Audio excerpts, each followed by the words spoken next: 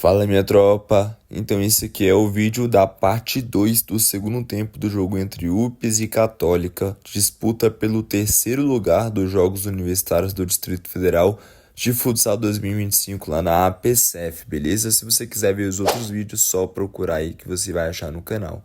Esse time de preto com azul é o time da Católica e o time de branco é o da UPS. Fiquem com a parte 2 do segundo tempo.